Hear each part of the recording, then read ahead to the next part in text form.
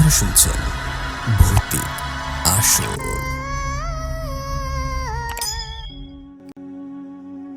প্রিয় লিসেনার, কেমন আছেন সবাই? আশা করব সব অনেক ভালো আছেন। চলে আসলাম একটি নতুন গল্প নিয়ে আপনাদের সামনে। কণ্ঠে আছে আমি ইফতি, আর সম্পাদনার দায়িত্বে আছেন জয়নাল আবেদিন সোহান। তো চলুন আর দেরি না করে সোজা গল্পে যাওয়া যাক। বাংলাদেশের উত্তরাঞ্চলের এক প্রত্যন্ত গ্রাম ছিল চাঁদপুর। চারিদিকে সবুজ ধানক্ষেত, মাঝখান দিয়ে সরু মেঠো পথ, আর গ্রামের শেষ প্রান্তে ছিল একটি বিশাল পুরনো দিঘি। দিঘিটির নাম ছিল শাপলা দিঘি। নামটা যত সুন্দর, জায়গাটা ততটাই ভয়ঙ্কর বলে পরিচিত ছিল। গ্রামের বৃদ্ধরা বলতো এই দিঘি সাধারণ কোনো জলাশয় না, এখানে বহু বছর ধরে অদৃশ্য কিছু শক্তি বাস করে। দিনের বেলা দিঘির পানি শান্ত থাকলেও রাত হলেই পানির ওপর অদ্ভুত কুয়াশা ভেসে উঠত। মাঝে মাঝে পানির ভেতর থেকে কান্নার শব্দও শোনা যেত। সবচেয়ে ভয়ঙ্কর ব্যাপার ছিল, গ্রামের যেসব মানুষ বড় ধরনের অন্যায় করত তারা হঠাৎ করেই নিখোঁজ হয়ে যেত, আর পরদিন সকালে তাদের লাশ ভেসে উঠত ওই দিঘির মাঝখানে। কিন্তু আশ্চর্যের বিষয়, গ্রামের ভালো মানুষদের কখনো কোনো ক্ষতি হতো না। এই কারণে গ্রামের মানুষজন ভয় পেলেও মনে মনে স্বস্তি পেত। তারা ভাবত কেউ একজন আছে যে খারাপ মানুষদের শাস্তি দিচ্ছে। গ্রামের চেয়ারম্যান ছিলেন আব্দুল মালিক। তিনি অনেক শিক্ষিত এবং সে মানুষ ছিলেন। প্রথম দিকে তিনি এসব কথা বিশ্বাস করতেন না। তিনি মনে করতেন এসব মানুষের বানানো গল্প। কিন্তু একের পর এক ঘটনা ঘটতে থাকায় তিনিও চিন্তিত হয়ে পড়েন। একদিন গ্রামের এক ধনী ব্যবসায়ী রহস্যজনকভাবে নিখোঁজ হয়ে যায়। লোকটা বাইরে থেকে খুব ভালো মানুষ হিসেবে পরিচিত ছিল, কিন্তু পরে জানা যায় সে গোপনে অনেক অবৈধ কাজ করত। তার লাশও পরদিন সকালে শাপলা দিঘির পানিতে ভেসে ওঠে। এই ঘটনার পর চেয়ারম্যান মালিক সাহেব সিদ্ধান্ত নেন এই দিঘি ভরাট করে ফেলতে হবে। তিনি গ্রামবাসীদের নিয়ে বৈঠক ডাকেন। বৈঠকে তিনি বলেন, এই দিকে গ্রামে আতঙ্ক ছড়াচ্ছে, আমরা জানি না এখানে কি আছে, তাই এটাকে ভরাট করাই ভালো। গ্রামের কিছু মানুষ ভয় পেয়ে তার কথায় সম্মতি দেয়, আবার অনেকে আপত্তি জানায়। গ্রামের সবচেয়ে বয়স্ক মানুষ হাজি নুরুল্লাহ ধীরে ধীরে উঠে দাঁড়িয়ে বলেন, মালিক, এই দিঘি নিয়ে খেলতে যেও না। আমাদের পূর্বপুরুষরা বলেছে এই দিঘিতে অদৃশ্য রক্ষক আছে, সে খারাপ মানুষদের শাস্তি দেয়। চেয়ারম্যান হাসতে হাসতে বললেন, হাজি সাহেব, এসব কুসংস্কার ছাড়া আর কিছুই না। পরদিন সকাল থেকে লোকজন দিঘি ভরাট করার কাজ শুরু করে দেয়। শত শত মানুষ মাটি ফেলতে থাকে, কিন্তু আশ্চর্যজনকভাবে সারাদিন কাজ করার পরও দিঘির এক পাশও ভরাট করা সম্ভব হয় না। যত মাটি ফেলা হয় মনে হয় পানির নিচে কোথাও হারিয়ে যাচ্ছে। সেদিন রাতে চেয়ারম্যান মালিক খুব অদ্ভুত একটা স্বপ্ন দেখেন। তিনি দেখেন চারিদিকে ঘন কুয়াশা। তিনি দাঁড়িয়ে আছেন শাপলা দিঘির পাড়ে। হঠাৎ পানির ভেতর থেকে একটি মেয়ের কান্নার শব্দ শোনা যায়। এরপর তিনি দেখতে পান পানির ওপর একটি মৃতদেহ ভাসছে। কাছে গিয়ে তিনি অবাক হয়ে যান, কারণ সেটি ছিল তার নিজের লাশ। ঠিক তখনই অদৃশ্য এক মেয়ের কণ্ঠ ভেসে আসে, এই দিকে ভরাট করার সাহস করো না, নইলে তোমার পরিণতিটাও এমনই হবে। ভয়ে তার ঘুম ভেঙে যায়, তার পুরো শরীর ঘামে ভিজে যায়। পরদিন সকালে তিনি সব কাজ বন্ধ করে দেন। গ্রামবাসীরা অবাক হয়ে জিজ্ঞাসা করলে তিনি শুধু বলেন, এই দিকে যেমন আছে তেমনই থাকতে দাও। এরপর ধীরে ধীরে সময় পার হতে থাকে। গ্রামে অপরাধ কমে যায়, মানুষ ভয় পেয়ে অন্যায় করা ছেড়ে দেয়। এই গ্রামে বসবাস করতেন একজন সম্মানিত স্কুল শিক্ষক মাওলানা আব্দুর রহমান। তিনি ছিলেন অত্যন্ত ধার্মিক মানুষ। তার একমাত্র ছেলে ছিল রায়হান। মাওলানা রহমানের স্বপ্ন ছিল তার ছেলে বড় হয়ে একজন কোরআনের হাফেজ হবে। তাই তিনি ছোট বয়সেই রায়হানকে সিলেটের একটি বড় মাদ্রাসায় ভর্তি করিয়ে দেন। সময়ের সাথে সাথে রায়হান বড় হতে থাকে। কঠোর পরিশ্রম আর আল্লাহর রহমতে সে একজন দক্ষ হাফেজ হয়ে ওঠে। প্রায় 20 বছর পর রায়হান পড়াশোনা শেষ করে নিজের গ্রামে ফিরে আসে। গ্রামে ফিরে সে দেখে অনেক কিছু বদলে গেছে, কিন্তু শাপলা দিঘিকে নিয়ে মানুষের ভয় এখনো আগের মতোই আছে। গ্রামে ফিরেই চেয়ারম্যান মালিক সাহেব তাকে নিজের বাড়িতে ডাকেন। তিনি হাসি মুখে বলেন, রায়হান, তুমি এখন গ্রামের গর্ব। যদি তুমি আমাদের গ্রামের মসজিদে ইমামতি করো তাহলে আমরা খুবই খুশি হব। রায়হান বিনয়ের সাথে বলে, চেয়ারম্যান চাচা, নিজের গ্রামের মানুষের সেবা করতে পারলেই আমি খুশি। পরদিন থেকে রায়হান গ্রামের মসজিদে ইমামতি শুরু করে। খুব অল্প সময়ে সে সবার প্রিয় হয়ে ওঠে। একদিন রাতে ঈশার নামাজ শেষে সে বাড়ি ফিরছিল। মসজিদ থেকে তার বাড়ি যেতে হলে শাপলা দিঘির পাশ দিয়েই যেতে হয়। সেদিন আকাশে পূর্ণিমার চাঁদ ছিল, চারপাশে অদ্ভুত নীরবতা। হঠাৎ সে দিঘির দিক থেকে কারোর কান্নার শব্দ শুনতে পায়। সে থেমে যায়। তার বুকের ভেতর কেমন অজানা ভয় কাজ করতে থাকে, কিন্তু সাহস করে সে সামনে এগিয়ে যায়। দিঘির পাড়ে পৌঁছে সে দেখতে পায় একটি সাদা পোশাক পরা মেয়ের ছায়া পানির উপর দাঁড়িয়ে আছে। মেয়েটির লম্বা চুল বাতাসে উঠছিল, আর সে কারোর দিকে তাকিয়ে কিছু বলছিল, কিন্তু রায়হান স্পষ্ট শুনতে পাচ্ছিল না। রায়হান ধীরে ধীরে সামনে এগিয়ে যেতে থাকে। ঠিক তখনই মেয়েটি হঠাৎ করে তার দিকে ঘুরে তাকায়। চাঁদের আলোয় রায়হান মেয়েটির চোখ দেখে আতঙ্কে স্থির হয়ে যায়। মেয়েটির চোখ দুটো ছিল অস্বাভাবিক নীল রঙের। রায়হান স্থির হয়ে দাঁড়িয়েছিল। তার চোখ সরছিল না মেয়েটির চোখ থেকে। অস্বাভাবিক নীল সেই চোখ যেন তার ভেতর পর্যন্ত তাকিয়ে আছে। চারিদিকে হালকা কুয়াশা জমতে শুরু করলো। পূর্ণিমা চাঁদের আলো ধীরে ধীরে ম্লান হয়ে যাচ্ছিল। রায়হান নিজেকে সামনে নিয়ে কোরআনের আয়াত পড়তে শুরু করলো। আউযু বিল্লাহি মিনাশ শাইতানির রাজিম। তার কণ্ঠ শুনে মেয়েটির মুখে হঠাৎ অদ্ভুত পরিবর্তন দেখা গেল। কিছুক্ষণের জন্য মনে হলো মেয়েটি কষ্ট পাচ্ছে। সে ধীরে ধীরে পেছাতে লাগলো। হঠাৎ সে হাত তুলে রায়হানকে থামার ইশারা করলো। তার কণ্ঠ ভেসে এলো, কিন্তু কণ্ঠটা ছিল খুব দূর থেকে আসার মতো। এখান থেকে চলে যান, আপনারা এখানে আসা উচিত হয়নি। রায়হান সাহস করে বলল, তুমি কে, কেন কাঁদছ? মেয়েটি কিছুক্ষণ চুপ করে থাকলো, তারপর ধীরে ধীরে বলল, আমি বন্দি, এই জায়গা থেকে কেউ মুক্তি পায় না। এই কথাটা শেষ হওয়ার সাথে সাথেই দিঘির পানি ভয়ঙ্করভাবে দুলতে শুরু করলো। পানির নিচ থেকে যেন কারোর গর্জনের শব্দ ভেসে আসছিল। মেয়েটি আতঙ্কিত হয়ে পড়ল। সে দ্রুত বলল, আপনি চলে যান, এখনই চলে যান, ওরা জেগে উঠছে। কথাটা শেষ হতেই হঠাৎ মেয়েটি পানির ভেতর ডুবে গেল। সাথে সাথে চারপাশের কুয়াশা মিলিয়ে গেল, সবকিছু আবার স্বাভাবিক হয়ে গেল। রায়হান হতবাক হয়ে কিছুক্ষণ দাঁড়িয়ে থাকলো। তার বুক ধরফর করছিল। সে বুঝতে পারছিল না আসলে কি দেখলো। অনেক কষ্টে নিজেকে সামলে সে বাড়ির দিকে হাঁটা শুরু করলো।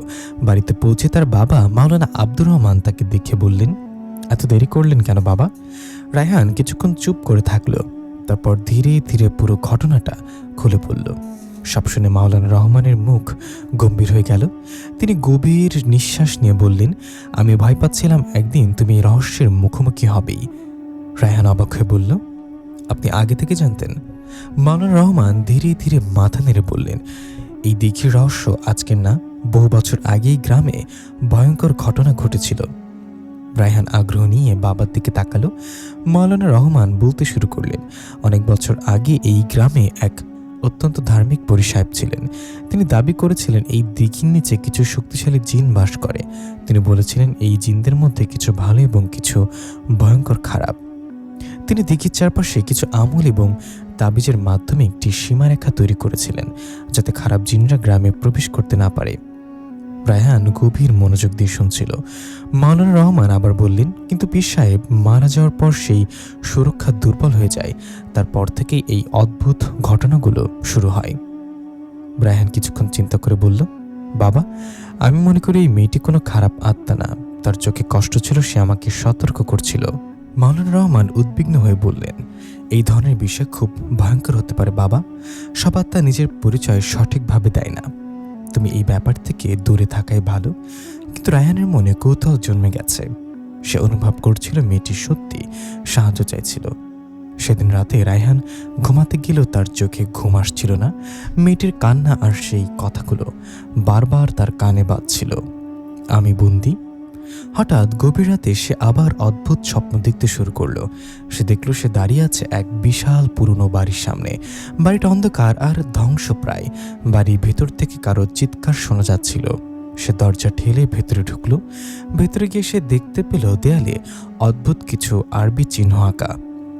হঠাৎ সে দেখতে পেল মাটিতে বসে আছে সেই মেয়েটি। মেয়েটির হাত পা শিকল দিয়ে বাঁধা। তার চারপাশে কালো ছায়ার মতো কয়েকটা ভয়ঙ্কর অবয়ব ঘুরছিল। মেয়েটি তাকে দেখে কাঁদতে কাঁদতে বলল, আপনি ছাড়া কেউ আমাকে বাঁচাতে পারবে না। ঠিক তখনই কালো ছায়াগুলো একসাথে রায়হানের দিকে তাকালো। তাদের চোখ জ্বলতে শুরু করলো আগুনের মতো। একটি ভয়ঙ্কর কণ্ঠ গর্জে উঠল, মানুষ দূরে থাকো, নইলে তোমার আত্মাও এখানে বন্দী হবে। ভয়ে রায়হানের শরীর কেঁপে উঠল। ঠিক তখনই তার ঘুম ভেঙে গেল। সে হাঁপাতে হাঁপাতে উঠে বসল। চারিদিকে তাকিয়ে সে বুঝল সে নিজের ঘরে আছে, কিন্তু তার চোখ হঠাৎ জানলার দিকে গিয়ে স্থির হয়ে গেল। জানলার বাইরে দাঁড়িয়ে ছিল একটি ছায়ামূর্তি, আর সে ছায়ামূর্তির চোখ দুটো অন্ধকারে জ্বলজ্বল করছিল। ভোরের আলো ফুটতেই পুরো কাশিমপুর গ্রামে যেন এক অজানা আতঙ্ক ছড়িয়ে পড়ল। ফজরের আজানের পর থেকে লোকজন ফিসফিস করা শুরু করে দিয়েছে। কেউ কেউ সরাসরি কিছু বলছে না, কিন্তু সবাই জানে আজ রাতে গ্রামের ওপর নতুন এক অশুভ ছায়া নেমে এসেছে। নাফিসা সারা রাত প্রায় ঘুমোতে পারেনি।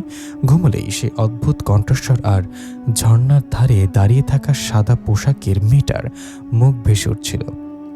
ফজরের নামাজ শেষ করে সে চুপচাপ বারান্দায় বসেছিল। হঠাৎ বাইরে থেকে রাশেদের কণ্ঠ ভেসে এলো, নাফিসা আপা, দরজা খুলবেন? নাফিসা দ্রুত দরজা খুলে দিল। রাশেদের মুখটা আজ অস্বাভাবিক ফ্যাকাশে দেখাচ্ছিল। কি হয়েছে রাশেদ? রাশেদ কিছুক্ষণ চুপ থেকে বলল, গত রাতে ঝর্ণার পাশে একজনকে দেখা গেছে। নাফিসার বুক ধরফর করে উঠল। কাকে? গ্রামের রাখাল ছেলেটা সোহাগ। সে বলছে রাতের শেষ ভাগে সে ঝর্ণার পাশে একটা মেয়েকে দাঁড়িয়ে থাকতে দেখেছে। মেয়েটার চুল মাটিতে লেগেছিল আর সে কাঁদছিল। নাফিসার হাত ঠান্ডা হয়ে গেল। তারপর রাশেদ নিচু গলায় বলল, সোহাগ বলছে মেয়েটা হঠাৎ তার দিকে তাকিয়ে হাসে, তারপর ঝর্ণার পানির ভিতরে হেঁটে ঢুকে যায়। এই কথা শুনে নাফিসার শরীর শিউরে উঠল, কারণ গত রাতেও সে ঠিক একই দৃশ্য দেখেছিল। ঠিক তখনই বাড়ির ভেতর থেকে রহিমা খালা ডাক দিলেন, নাফিসা, তাড়াতাড়ি ভেতরে আয়। দুজনেই দ্রুত ঘরে ঢুকে পড়ে। ঘরে ঢুকতেই তারা দেখে রহিমা খালা একটা পুরনো কাঠের বাক্স খুলে বসে আছেন। বাক্সের ভেতরে পুরনো কাগজ, তাবিজ আর কিছু আরবি লেখা চামড়ার টুকরো রাখা। রহিমা খালা গম্ভীর কণ্ঠে বললেন, তোরা যা দেখছিস এটা নতুন কিছু না। নাফিসা বিস্ময় বলল, আপনি জানতেন? রহিমা খালা দীর্ঘশ্বাস ফেললেন, এই ঝর্ণা বহু বছর আগে থেকেই নিষিদ্ধ। আমার শাশুড়ি বলতেন এই ঝর্ণা নাকি মানুষের না, জিনেদের অধিকার। ঘরের ভিতরে নিস্তব্ধতা নেমে এলো। রাশেদ ধীরে ধীরে জিজ্ঞাসা করল, কিন্তু ওই মেয়েটাকে? রহিমা খালা কিছুক্ষণ চুপ থেকে বললেন, অনেক বছর আগে এক গ্রামে এক মেয়ে ছিল, নাম ছিল মাহিরা। নাফিসার চোখ বড় হয়ে গেল। মাহিরা? হ্যাঁ, মেয়েটা খুব সুন্দর ছিল, কিন্তু সে নাকি এক জিনের প্রেমে পড়ে যায়। গ্রামবাসীরা যখন বিষয়টা জানতে পারে তখন তারা মাহিরাকে ওই ঝর্ণার ধারে নিয়ে গিয়ে কোরআন পড়ে তাকে মুক্ত করার চেষ্টা করে। রহিমা খালার কণ্ঠ কেঁপে কেঁপে উঠল। কিন্তু সেই রাতেই মাহিরা হঠাৎ ঝর্ণার পানিতে ঝাঁপ দেয়। তারপর আর তাকে কখনোই পাওয়া যায়নি। ঘরে বাতাস ভারী হয়ে উঠল। নাফিসার মনে অদ্ভুত একটা অনুভূতি জন্ম নিল, কিন্তু যেন এই গল্পের সাথে তার নিজের কোনো অদৃশ্য সম্পর্ক আছে। ঠিক তখনই বাইরে হঠাৎ একটা তীব্র ঝড়ো বাতাস বইতে শুরু করলো। দরজা জানলা কাঁপতে লাগলো। ঘরের ভিতরে রাখা তাবিজগুলো হালকা শব্দ করে নড়তে শুরু করলো। রহিমা খালা আতঙ্কিত হয়ে উঠে দাঁড়ালেন। আয়াতুল কুরসি পড়ো, দ্রুত পড়ো। তিনজন একসাথে আয়াতুল কুরসি পড়তে শুরু করলো, কিন্তু বাতাস যেন আরও ভয়ঙ্কর হয়ে উঠছিল। হঠাৎ নাফিসার চোখ চলে গেল জানলার দিকে। জানলার বাইরে অন্ধকারের মধ্যে কেউ দাঁড়িয়ে আছে। সাদা পোশাক, লম্বা চুল আর স্থির দৃষ্টি। নাফিসার বুক কেঁপে উঠল। মেয়েটা ধীরে হাত তুলল আর কাচের ওপারে আঙ্গুল দিয়ে কিছু লিখতে শুরু করলো। বাতাসে কাচে জমে থাকা শিশিরের উপর ভেসে উঠল তিনটি শব্দ, ও ফিরে এসেছে। নাফিসা আতঙ্কে পিছিয়ে গেল। ঠিক তখনই ঘরের আলো হঠাৎ নিভে গেল। চারিদিকে গম্ভীর অন্ধকার নেমে এলো, আর অন্ধকারের ভেতর থেকে ভেসে এলো এক অচেনা কণ্ঠস্বর, নাফিসা, এবার তোমার পালা। ঘরের ভেতর শীতলতা ছড়িয়ে পড়ল। রাশেদ দ্রুত নাফিসার সামনে দাঁড়িয়ে পড়ল, কিন্তু ঠিক সেই মুহূর্তে দরজাটা প্রচণ্ড শব্দ করে নিজে নিজেই খুলে গেল। আর দরজার সামনে দাঁড়িয়ে ছিল সেই মেয়েটা। তার ঠোঁটে রহস্যময় হাসি, চোখে অদ্ভুত শূন্যতা, তার কণ্ঠে ভেসে এলো, তুমি আমার জায়গা নিতে এসেছ, তাই না?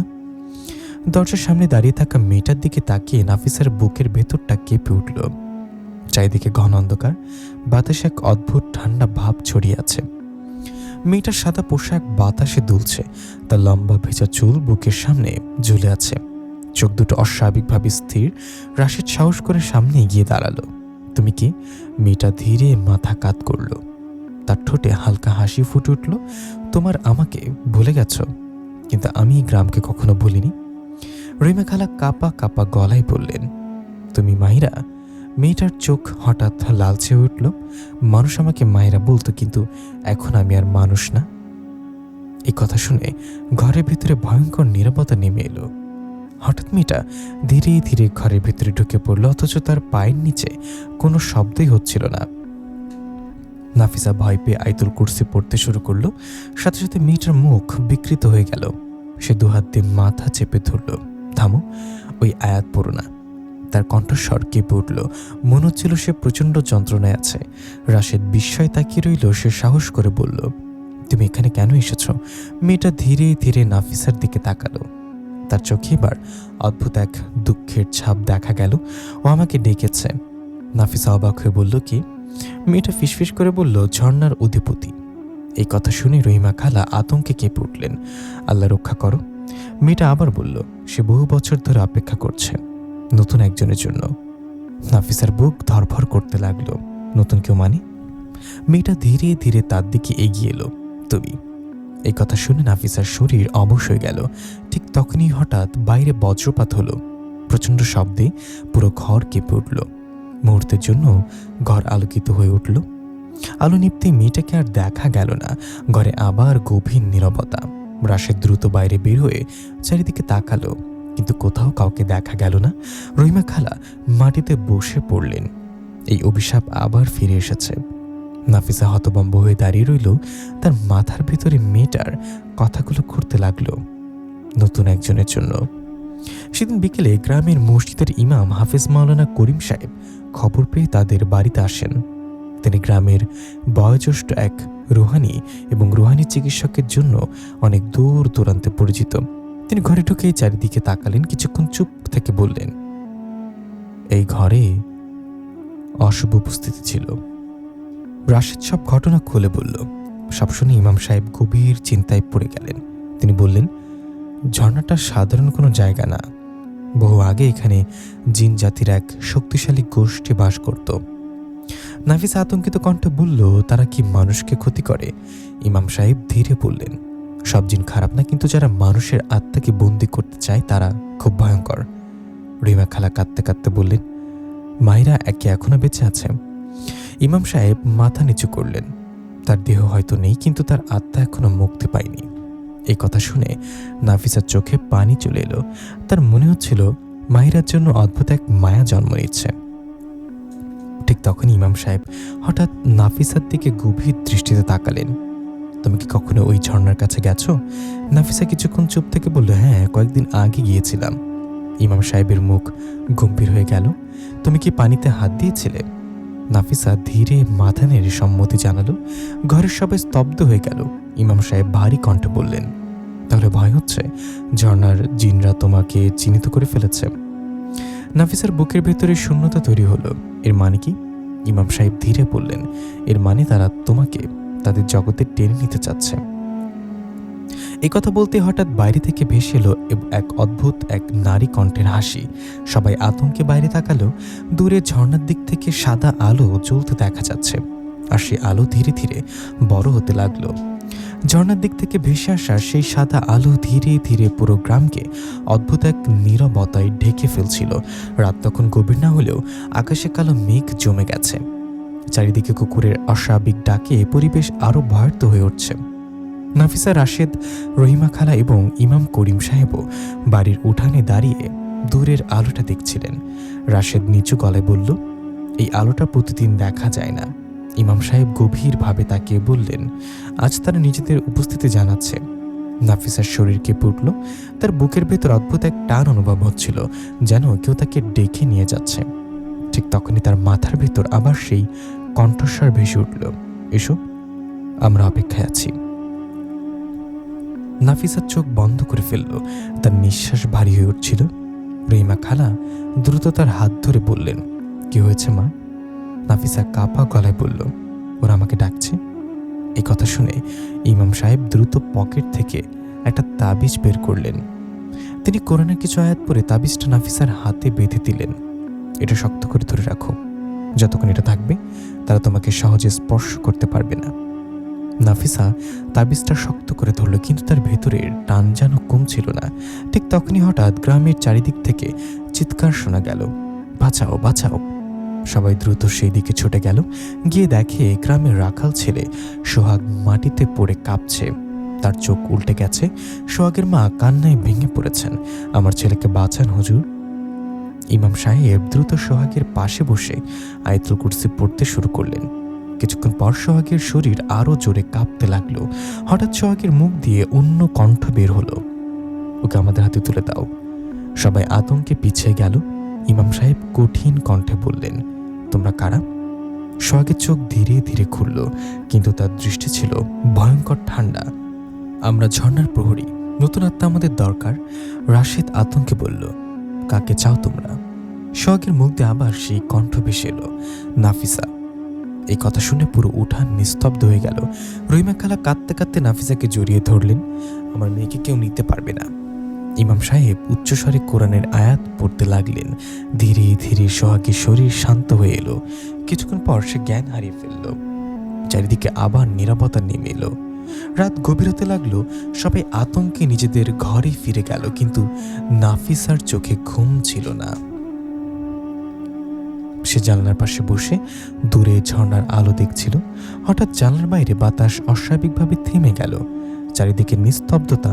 তারপর ধীরে ধীরে কাছে একটা ছায়া ভেসে উঠল। নাফিসার বুক ধরফর করতে লাগলো। সে সাহস করে তাকালো। জানলার বাইরে দাঁড়িয়ে আছে সেই সাদা পোশাকের মেয়েটা, মাহিরা। আজ তার মুখে আগের মতোই ভয়ঙ্কর ভাব ছিল না, বরং তার চোখে গভীর কষ্টের ছাপ। মাহিরা ধীরে বলল, তুমি পালাতে পারবে না। নাফিসার গলা শুকিয়ে গেল, তুমি কি আমাকে নিতে এসেছো? মাহিরা মাথা নাড়ল, না, আমি তোমাকে বাঁচাতে এসেছি। নাফিসা অবাক হয়ে গেল, কিসের থেকে? মাহিরার চোখে হঠাৎ আতঙ্ক ভেসে উঠল। সে ফিরে এসেছে। নাফিসা ফিসফিস করে বলল, সে কে? মাহিরা কাঁপা গলায় বলল, ঝর্ণার রাজা, জিন সম্রাট। এই নাম উচ্চারণের সাথে সাথে আকাশে প্রচণ্ড বজ্রপাত হলো। ঝর্ণার দিক থেকে কালো ধোঁয়ার মতো কিছু উঠতে দেখা গেল। মাহিরা আতঙ্কে পিছিয়ে যেতে লাগলো।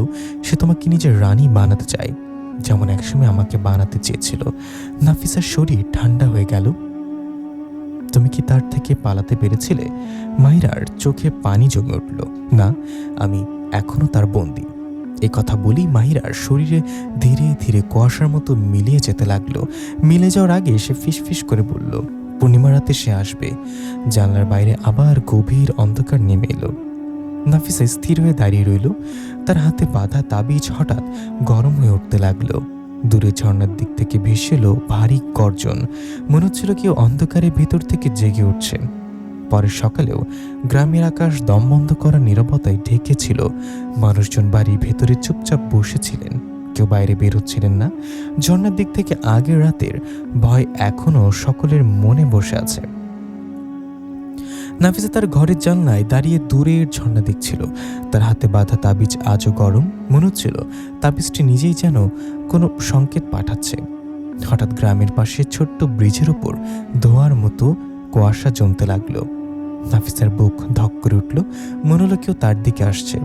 ইমাম করিম সাহেব দ্রুত বাড়ির উঠানে এসে বললেন, নাফিসা আজ পুরো দিন ঘরের ভেতর থাকবে, ঝর্ণার দিক যেন কেউ দেখতেই না পায়। রাশেদ ও রহিমা খালা তার পাশে দাঁড়িয়ে তাদের প্রয়োজনীয় জিনিসপত্র সংগ্রহ করলেন। তারা জানতেন আজ কিছু অস্বাভাবিক ঘটতে পারে। ঠিক তখনই গ্রামের কনুই গাছের নিচে অদ্ভুত ছায়া ভেসে উঠল। নাফিসা চেঁচিয়ে বলল, ওখানে কি? ছায়াটা ধীরে ধীরে মানুষের রূপ নিল।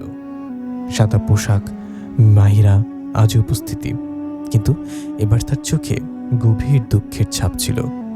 আমি আর রক্ষা করতে পারবো না, সে শক্তিশালী হয়ে ফিরে এসেছে। মাহিরার কণ্ঠে কম্পন রেখে বলল। নাফিসা ঘাবড়ে বলল, সে কি? ঝর্ণা রাজা।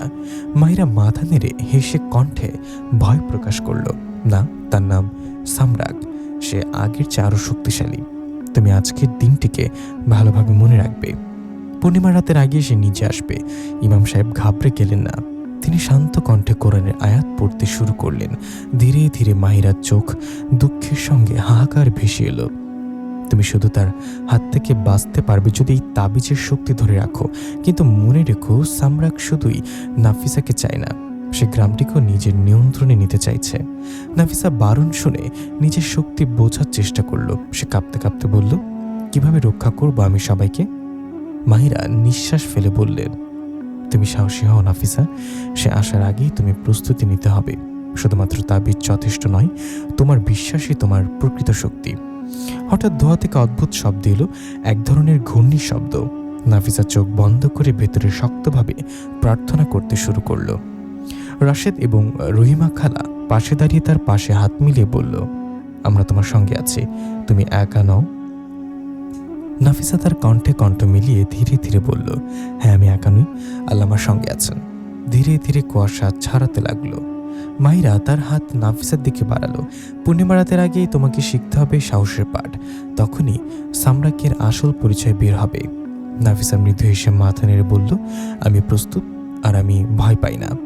মাহিরা ধীরে ধীরে মিলে গেল, ধোয়া গিয়ে ঝর্ণার দিকে মিলে গেল। নাফিসা জানলার বাইরে তাকে অনুভব করলো, ঝর্ণা যেন আজও তার দিকে অদ্ভুতভাবে তাকিয়ে আছে। রাত নামতে আরো কয়েক ঘন্টা বাকি, কিন্তু নাফিসার মনে গভীর শান্তি ছিল, কারণ সে জানত ভয়কে সাহসের সাথে মিলালে যে কোনো অন্ধকারকে ছাপিয়ে যাওয়া যায়। ঠিক সেই মুহূর্তে দূরের ঝর্ণা থেকে হঠাৎ শীতল বাতাসের মতো আওয়াজ এলো। মনে হচ্ছিল সামরাক আসার জন্য প্রস্তুত। নাফিসা চোখ বন্ধ করে বলল, যদি তুমি আসো আমি প্রস্তুত, আল্লাহর সাহায্য আমার সঙ্গে। গ্রামের সব ঘর নিস্তব্ধ, কিন্তু নাফিসার ঘর আলোকিত। ভয়ের সাহস একসাথে মিশে এক নতুন অধ্যায়ের সূচনা হচ্ছিল। পূর্ণিমার রাতে গ্রামের আকাশ অদ্ভুতভাবে জ্বলছিল। নাফিসা জানালার পাশে দাঁড়িয়ে ঝর্ণার দিকে তাকাচ্ছিল, তার কণ্ঠে কম্পন, কিন্তু চোখে অদ্ভুত এক দৃঢ়তা। সামরাক আসছে, আর এবার আর কোনো সংকেত বাকি নেই। হঠাৎ ঝর্ণার কাছ থেকে অন্ধকার ছায়ার মতো একটি সত্তা ভেসে এলো। নাফিসার বুক ধক করে উঠল। সামরাক তার চোখ ছিল লালা বসন্তের মতো, পুরো গ্রামকে ভয়ময় ভাবে ঘিরে ফেলেছে। রাশেদ এবং রহিমা খালা তার পাশে দাঁড়িয়ে বলল, নাফিসা তুমি প্রস্তুত? নাফিসার কণ্ঠ কম্পমান হলেও বলল, হ্যাঁ, আল্লাহর সাহায্য আমার সঙ্গে। সামরাক ধীরে ধীরে তাদের দিকে এগোতে লাগলো। তার পায়ের ধ্বনি যেন শুধু মাটিতে নয়, মনেও প্রতিধ্বনিত হচ্ছিল। নাফিসা হাতের তাবিজটি শক্ত করে ধরে রাখলো। হঠাৎ সামরাক একটি অদ্ভুত আওয়াজ দিয়ে বলল, তুমি একা নাফিসা, আমি তোমার ভয় দেখাবো। নাফিসা প্রার্থনা করতে করতে বলল, আমার ভয় আল্লাহর কাছে, তুমি আমার কিছুই করতে পারো না। সামরাক হেসে ভয়ঙ্করভাবে এগোতে লাগলো, কিন্তু ঠিক তখন ঝর্ণার জলে আলো ঝলমল করে উঠল। মাহিরার তাবিজের শক্তি নাফিসার তাবিজে মিশে গেল। নাফিসা বুঝতে পারল এখন তার ভয়কে সাহসে রূপান্তর করার সময় এসেছে। রাশেদ সাহস করে সামরাকের দিকে এগোলো। এখানে শুধু নাফিসাই নয়, আমরা সবাই তার পাশে আছি। সামরাক কণ্ঠে চিৎকার করল, তোমরা ছোট, তুমি সবাইকে রক্ষা করতে পারবে না। নাফিসা গভীর নিঃশ্বাস নিল, কোরআনের কয়েকটি আয়াত মনে মনে পড়তে লাগলো। ধীরে ধীরে সামরাকের চারপাশের অন্ধকার কমতে লাগলো। তার চোখ লাল চোখে আতঙ্কের ছাপ দেখা দিল। হঠাৎ সামরাক চিৎকার করে চমৎকার শক্তির সাথে ফিরে গেল। ঝর্ণা জালের মাঝে অদ্ভুত আলো ছড়িয়ে পড়ল। নাফিসা বুঝতে পারল তার সাহস এবং বিশ্বাসের শক্তি সামরাককে ভয় দেখাতে শুরু করেছে। রাশেদ এবং রহিমা খালা চিৎকার করে বলল, আমরা একসাথে আছি, তুমি একা নও। নাফিসা নীরবভাবে হেসে বলল, হ্যাঁ আমি একা নই, আল্লাহ আমার সঙ্গে আছেন। সামরাক আরও শক্তিশালী হবার চেষ্টা করলেও নাফিসার সাহস তাকে আটকাতে পারল। ঝর্ণার জালের আলো পুরো গ্রামকে আলোকিত করল। গ্রামের মানুষজন জানলার দিকে তাকিয়ে দেখল ভয়ের সাহসের এই লড়াই যেন এক নতুন ইতিহাসের সূচনা করছে। নাফিসা গভীর নিঃশ্বাস নিল। সামরাককে হারানোর এই প্রথম লড়াই জয় করেছিল, কিন্তু মাহিরার কণ্ঠে কেবল অর্ধেক সতর্ক বার্তা শোনা গেল। এ তো শুধুমাত্র শুরু। সামরাক পুরোপুরি ফিরে আসার আগে আরও রহস্যর খেলা হবে। রাতের নিস্তব্ধতা এখন অন্যরকম ভয় আর উত্তেজনায় ভরে গেল। নাফিসা জানল গ্রাম এখনো পুরোপুরি নিরাপদ নয়। পরের দিন সকালে গ্রাম এখনো পুরোপুরি স্বাভাবিক হয়নি। আকাশ মেঘলা, বাতাসে অদ্ভুত শীতলতা। নাফিসা জানলা দিয়ে বাইরে তাকালো। ঝর্ণার জল তখনও স্বাভাবিকের মতো বয়ে যাচ্ছিল না। জলের মধ্যে হালকা ধূসর ছায়া যেন নাচছিল। রাশিদ এবং রহিমা খালা একসাথে নাফিসার পাশে দাঁড়িয়ে বলল, আজ আমরা আরও সাবধান থাকতে হবে।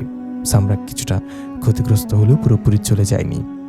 নাফিসা মাথা নেড়ে বলল, আমি জানি আজ সে আরও শক্তিশালী হয়ে ফিরে আসবে। ঠিক তখন গ্রামের প্রবেশদ্বারে অদ্ভুত আওয়াজ, মানুষজন ঘাবড়ে ঘরে ঢুকতে শুরু করলো। সামরাক এবার গ্রামে প্রবেশ করেছিল। তার চোখের লালাপ জ্বলন্ত অগ্নি সরাসরি সবাইকে ভয় দেখাচ্ছিল। নাফিসা সাহস জুগিয়ে বলল, আল্লাহর সাহায্য ছাড়া কেউ বাঁচতে পারবে না, আমরা একসাথে এই ভয় কাটাবো। সামরাক ধীরে ধীরে গ্রামের দিকে এগোতে লাগলো। হঠাৎ গ্রামের ঘরগুলোতে অদ্ভুত শব্দ, ফিসফিসানি, কান্নার মতো আওয়াজ। ছোটরা কাঁপতে লাগলো, বড়রাও চুপ হয়ে গেল। কিন্তু নাফিসা, রাশেদ এবং রহিমা খালা একসাথে দাঁড়িয়ে রইল। নাফিসা তাবিজটি শক্ত করে ধরে বলল, সাহস এবং বিশ্বাস, এটা আমাদের অস্ত্র। সামরাক তার লাল চোখে তাকিয়ে বলল, এই গ্রাম এখন আমার রাজ্য, তোমাদের ভয় দেখানো আমার একমাত্র উদ্দেশ্য। রাশেদ চিৎকার করে বলল, নাহি, এই আমাদের গ্রাম, আমাদের একসাথে থাকলে তোমাকে রুখতে পারবো। হঠাৎ নাফিসা মনে করলো, মাহিরা আগের বার সতর্ক করেছিল যে সামরাক শুধু শারীরিক আক্রমণ করবে না, সে গ্রামের মানুষদের মনেও প্রবেশ করবে। তাই সে কোরআনের কয়েকটি আয়াত উচ্চস্বরে পড়তে শুরু করলো। সামরাকের অন্ধকার শক্তি ধীরে ধীরে কমতে লাগলো। গ্রামের মানুষজন প্রথমবারের মতো নীরব হয়ে সাহস জোগালো। ছোটরা হালকা হেসে উঠল, বড়রা নিজের ভয় কাটাতে শুরু করলো। নাফিসা জানতে পারলে এবার তার ধৈর্য এবং বিশ্বাসের সত্যিকারের পরীক্ষা শুরু হয়েছে। সামরাক এখন শুধু ভয় দেখাচ্ছে না, গ্রামে ছায়ার মতো ছড়িয়ে পড়ছে। কিন্তু নাফিসার সাহস তার সবচেয়ে বড় শক্তি। রাতের শেষে নাফিসা জানলার পাশে বসে বলল, আজ আমার সামান্য জয় পেলাম, তবে মূল লড়াই এখনো বাকি। রাশেদ বলল, পরবর্তীবার সামরাকের আসল পরিকল্পনা সামনে আসবে, আমরা কেবল প্রস্তুত থাকব। নাফিসা তার তাবিজ হাতে চেপে ধরে বলল, আল্লাহর সাহায্যে আমরা সঙ্গে আছে, আমরা একসাথে যে কোনো অন্ধকার কাটাতে পারবো। গ্রামের বাতাসে অদ্ভুত শান্তি বিরাজ করল। তবে নাফিসা জানত সামরাক আরও শক্তিশালী হয়ে ফিরে আসবে। ঝর্ণার অভিশাপ এখন পুরোপুরি উন্মোচিত হতে চলেছে। পরের রাতটা ছিল ভয়াবহ। ঝর্ণার কাছে অদ্ভুত কুয়াশা জমে, বাতাসে অচেনা গন্ধ। নাফিসা জানলার পাশে কাছে বসে অনুভব করছিল সামরাক এবার শুধু ভয় দেখাচ্ছে না, সে সরাসরি গ্রামের মানুষকে, মনকে আক্রান্ত করতে চাইছে। রাশেদ তার পাশে এসে বলল, আজ রাতটা আমাদের সবচেয়ে বড় পরীক্ষা। সামরাক একবার গ্রামটা অন্ধকারে ঢেকে দিতে পারে। নাফিসা তার তাবিজটি আরো শক্ত করে ধরল। হঠাৎ গ্রামের ছোট শিশুরা অদ্ভুত কাঁপতে শুরু করলো, যেন তাদের দেহের কোনো অদৃশ্য শক্তি নিয়ন্ত্রণ করছে। রহিমা খালা দ্রুত কোরআনের আয়াত পড়তে শুরু করলো। সামরাক ধীরে ধীরে গ্রামের কেন্দ্রে এগিয়ে আসছিল। তার চোখের লাল জ্বলন্ত আলো প্রতিটি বাড়ির জানলা দিয়ে প্রবেশ করছিল। গ্রামের মানুষজন আতঙ্কিত হয়ে চিৎকার করছিল, কিন্তু নাফিসা দাঁড়িয়ে রইল। তার বিশ্বাসের শক্তি তাকে স্থির রাখল। নাফিসা চিৎকার করে বলল, সামরাক, তুমি আমাদের মন নিয়ন্ত্রণ করতে পারবে না, আল্লাহর নামে আশ্রয় ছাড়া তুমি এগোতে পারবে না। সামরাক হেসে বলল, তুমি বুঝছো না, শিশুরা, বড়রা সবাই আমার কাছে দুর্বল। আমি সবকিছু দেখছি, সবকিছু নিয়ন্ত্রণ করছি। ততক্ষণে নাফিসা তার মনকে কেন্দ্রীভূত করে নতুন শক্তি অনুভব করল। ঝর্ণার জলের সঙ্গে তার আত্মা মিলিত হয়ে সামরাকের অন্ধকার শক্তিকে চিহ্নিত করল। সে দ্রুত কোরআনের আয়াত এবং তাবিজের শক্তি মিলিয়ে সামরাকের দিকে শক্তিশালী আলো ছুড়ল। সামরাক হোঁচট খেয়ে পেছনে হেলান দিচ্ছিল। গ্রামের মানুষজন একে একে সাহস পেতে শুরু করলো। শিশুরা কাঁপা বন্ধ করলো, বড়রাও সাহসী হয়ে উঠল। নাফিসা বুঝতে পারল বিশ্বাস এবং সাহস মিলে অন্ধকারকে হঠাৎ পরাজিত করতে পারে। রাশেদ বলল, নাফিসা, তুমি সামরাককে হেলাতে পেরেছ, এবার আমাদের গ্রাম রক্ষা সম্ভব। নাফিসা হেসে বলল, তবে এটা শেষ নয়, সামরাক ফিরে আসবে আরও শক্তিশালী, আমাদের প্রস্তুত থাকতে হবে। রাতের শেষে ঝর্ণার পানি আবার স্বাভাবিক গতিতে বয়ে চলল। গ্রাম শান্ত, তবে আকাশে অদ্ভুত মেঘ জমে আছে। নিশ্চয়ই সামরাকের আগমন নতুন পরিকল্পনা নিয়ে। নাফিসা জানল সত্যিকারের যুদ্ধ এখনো বাকি। রাশেদ বলল, আগামীবার আমরা শুধু বিশ্বাস নয়, নতুন পরিকল্পনা করতে হবে। নাফিসা জানলার পাশে বসে হালকা হাওয়া অনুভব করল। তার তাবিজ এখন আরো শক্তিশালী, মনে করিয়ে দিচ্ছিল সাহস, বিশ্বাস এবং আল্লাহর সাহায্য মিলিয়ে যে কোনো অন্ধকারের মুখোমুখি হওয়া সম্ভব। পরের সকালটা ছিল অস্বাভাবিক শান্ত, তবে নাফিসা জানত সামরাক এখনো শক্তিশালী। ঝর্ণার দিকে তাকিয়ে সে বুঝল পানি যেন ধীরে ধীরে লালচে হয়ে উঠছে, একটি সতর্কবার্তা। গ্রামের মানুষজন তাদের দৈনন্দিন কাজ শুরু করেছিল, কিন্তু নাফিসার চোখে আতঙ্কের ছায়া। রাশেদ এসে নাফিসার পাশে দাঁড়ালো। আজ রাতটা সবচেয়ে কঠিন হবে। সামরাক শুধু ভয় দেখাবে না, এবার সে গ্রামের মূল শক্তি নষ্ট করতে চায়। নাফিসা তাবিজটি শক্ত করে ধরল। গ্রামের হঠাৎ প্রাণীরাও অদ্ভুত আচরণ করতে শুরু করলো। পাখি খাড়া হয়ে একদিকে তাকাচ্ছিল, কুকুর অচেনা গর্জন করছিল। এটি ছিল সামরাকের প্রাথমিক আক্রমণ, গ্রামের প্রাকৃতিক শক্তিকে তার নিয়ন্ত্রণে আনার চেষ্টা। রহিমা খালা দ্রুত কোরআনের আয়াত পাঠ করতে শুরু করলো। নাফিসা তার কণ্ঠে আবেশ অনুভূত করলো। বিশ্বাসের শক্তি এখন আরো দৃঢ়। তিনি জানলার পাশে দাঁড়িয়ে বলল, সামরাক, তুমি আমাদের বিশ্বাস ভেঙে দিতে পারবে না। আল্লাহর নামের আশ্রয় ছাড়া তুমি কিছুই করতে পারবে না। সামরাক হেসে উত্তর দিল, তুমি এখনো বুঝতে পারছো না, আমি গ্রামের প্রতিটি কোণে আছি। শিশুর মন, বড়দের মন, সবাই আমার নিয়ন্ত্রণে। তবে নাফিসা জানতো সামরাকের শক্তি শুধু ভয় দেখানোর মধ্যে সীমাবদ্ধ। সে গ্রামের মানুষের শক্তিকে জাগিয়ে তুলল। সবাই একত্রিত হয়ে কোরআন, দোয়া এবং তাবিজের সাহায্যে সামরাকের প্রতিরোধ করল। রাত গভীর হওয়ার সঙ্গে সঙ্গে ঝর্ণার লালচে পানি ক্রমে ক্রমে কমে এলো। সামরাক ক্ষিপ্ত হয়ে আরও আক্রমণ করতে চাইল, কিন্তু নাফিসা তার মনকে কেন্দ্রীভূত করে শক্তি বিকিরণ করল। হঠাৎ সামরাক চিৎকার করে পেছনে হেলান দিল। গ্রামের মানুষজন সাহসী হয়ে উঠল। তার ভয় দেখানো আর কাজ করল না। নাফিসা বলল, আমরা শুধু বিশ্বাস দিয়ে এই অন্ধকারকে থামাতে পারিনি, আমাদের একতা এবং সাহসই আমাদেরকে শক্তি দিয়েছে। রাশেদ এসে বলল, হ্যাঁ নাফিসা, সামরাককে এবার আমরা প্রকৃত অর্থে পরাজিত করেছি। তবে আমাদের সতর্ক থাকতে হবে, অন্ধকার কখনো পুরোপুরি হার মানে না। সকালের প্রথম রোদ পড়ল গ্রামে। ঝর্ণার পানি আবার স্বাভাবিকভাবে বয়ে চলল। পাখি গান শুরু করলো।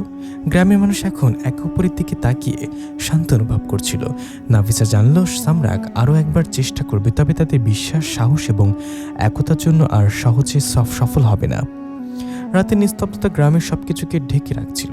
নাফিসা পুকুর পাড়ে দাঁড়িয়ে গভীর নিঃশ্বাস নিচ্ছিল। চাঁদের হালকা আলোতে তার ছায়া লম্বা হয়ে গেছে। আজকের দিনটি শান্ত ছিল না, বরং তার ভেতরে অদ্ভুত আশঙ্কা গেঁথে গেছে। রেশমি পরি তার পাশে এসে দাঁড়ায়। তার নীল চোখগুলো আজও আকাশের আলোয় জ্বলছিল। নাফিসা, আজ রাতটা কঠিন হবে। মৃদুকণ্ঠে রেশমি বলল, আমি সেই নিশিরামের গতিবিধি কিছুটা খুঁজে পেয়েছি। সে আমাদের গ্রামে এসছে না শুধু 2 মেয়েকে বন্দি করতে, তার লক্ষ্য আরও বড়। সে গ্রামে নিজের কালো শক্তি স্থাপন করতে চাচ্ছে। যদি সে সফল হয়, গ্রামের সবাই বিপদে পড়বে। নাফিসা চুপচাপ তার দিকে তাকিয়েছিল। সে জানত রেশমির কথার ভেতরেই ভীতি আছে, কিন্তু সেই ভীতি আজ তার সাহসকে আরো তীব্র করে তুলেছে। আমরা প্রস্তুত আছি, নাফিসা বলল। আমি আমার পবিত্র কোরআনের আয়াতগুলো মুখস্থ করে নিয়েছি। আমরা তাকে আটকাবো ইনশাল্লাহ। দুজন চুপচাপ গ্রামের অন্ধকার পথে হেঁটে যেতে লাগলো। প্রতিটি গাছ, প্রতিটি ছায়া যেন তাদের প্রতি নজর রাখছিল। হঠাৎ ঝিরঝির শব্দে নাফিসা থেমে গেল। পেছন থেকে আসা বাতাসে অদ্ভুত শীতলতা ছড়ালো। সে এখানে রেশমি ফিসফিস করে বলল, নিশিরাম আমাদের সামনে আসছে। একটি বিশাল ছায়া ধীরে ধীরে জমিদার বাড়ির ধ্বংসপ্রাপ্ত দেয়ালের পেছন থেকে বের হলো। নিশিরামের লাল লুঙ্গি আজও উজ্জ্বল দেখাচ্ছিল। তার চোখগুলো অন্ধকারের আগুনের মতো জ্বলছিল। নাফিসা চমকে গেল। সে বুঝতে পারল নিশিরাম কেবল মানুষের চোখে স্বাভাবিক নয়, তার শক্তি গৃহীত। তোমরা আবার এসেছ? নিশিরাম হেসে বলল, আজ রাতে তোমরা যদি 2টা মেয়েকে রক্ষা করতে চাও, তবে আমাকে পরীক্ষা দিতে হবে। তুমি নাফিসা, তুমি জানো না তুমি কতটা দুর্বল। রেশমি পরি নাফিসার হাত শক্ত করে ধরে বলল, ভয় করো না, আজ রাতটা আমাদের হবে। হঠাৎ কালো ছায়ার মতো 10টি শিয়াল তাদের দিকে ছুটে আসে। তাদের চোখ লাল আগুনের মতো। নাফিসার শরীরে শীতল কম্পন ছড়ায়। সে জানে এখান থেকে সরাসরি লড়াই এড়ানো সম্ভব নয়। রেশমি ছায়াদের সামনে এগিয়ে একটি গোলক তৈরি করলো। তার হাত থেকে নীল আলো বের হয়ে চারপাশে ছড়িয়ে পড়ল। নিশিরাম হেসে বলল, এটা যথেষ্ট নয়। আজ রাতে আমি শূন্য অন্ধকার তৈরি করব এবং গ্রামকে আমার কালো শক্তিতে ঢেকে ফেলব। তুমি 2 মেয়েকে রক্ষা করতে চাইছ, কিন্তু তুমি কেবল নিজের জীবন দিয়ে শুরু করবে। নাফিসা বুঝতে পারল নিশিরাম এবার শুধু ভয় দেখাচ্ছে না, তার জাদু শক্তি শারীরিকভাবে প্রভাব ফেলছে। কিন্তু সে হাল ছাড়েনি। সে কোরআনের আয়াত পড়তে শুরু করলো। আয়াতের শব্দ বাতাসের সঙ্গে মিলিয়ে কালো ছায়াদের মতো ঢুকে গেল। কিছুক্ষণ পর শিয়ালগুলো চমকে ফিরে গেল। নিশিরামের চোখে ক্ষোভের আগুন জ্বলে উঠল। রেশমি নাফিসার পাশে এসে বলল, এবার আমাদের একসাথে কাজ করতে হবে। নিশিরামের শক্তি শেষ হয়ে যাবে না যতক্ষণ আমরা একসাথে নেই। তোমরা সাহস এবং আমার জাদু মিলিয়ে আমরা তাকে আটকাবো। নাফিসা গভীর নিঃশ্বাস নিল। চাঁদের আলোয় সে তার হাতে কোরআনের কিতাব ধরে বলল, আল্লাহু আকবার। ইনশাল্লাহ আজ রাতটা আমাদেরই হবে। এমন সময় নিশিরাম হেসে বলল, আজ রাতের শেষ সময়, পূর্ণিমার চাঁদ ডুবে যাবে। তুমি যদি নিজের সাহস না দেখাও, গ্রাম কখনো রক্ষা পাবে না। এবার সিদ্ধান্ত নাও। নাফিসার চোখ জ্বলে উঠল। সে জানে এই লড়াই শুধু 2 মেয়ের জন্য নয়, পুরো গ্রামের জন্য। সে রেশমির দিকে তাকিয়ে বলল, আমার কোনো ভয় দেখাবো না, আমরা জিতব। শুধু চাঁদের আলোটি তাদের চারপাশে ছিল। অন্ধকার রহস্য এবং উত্তেজনার মাঝে পরবর্তী মুহূর্তগুলো গ্রামে অচেনা বিপদের সূচনা করবে। গ্রামের আকাশে পূর্ণিমার চাঁদ অল্প অল্প ম্লান হয়ে আসছিল। নাফিসা ও রেশমি পরি দুজনেই জানতো যে নিশিরামের সঙ্গে সময় নষ্ট করা এখন আর সম্ভব নয়। প্রতিটি মুহূর্ত গ্রামকে আরও বিপদের দিকে ঠেলে দিচ্ছিল। নিশিরাম ধীরে ধীরে তাদের দিকে এগোচ্ছিল। তার লাল চোখগুলো আগুনের মতো জ্বলছিল এবং চারপাশে কুয়াশার মতো অদৃশ্য শক্তি ছড়াচ্ছিল।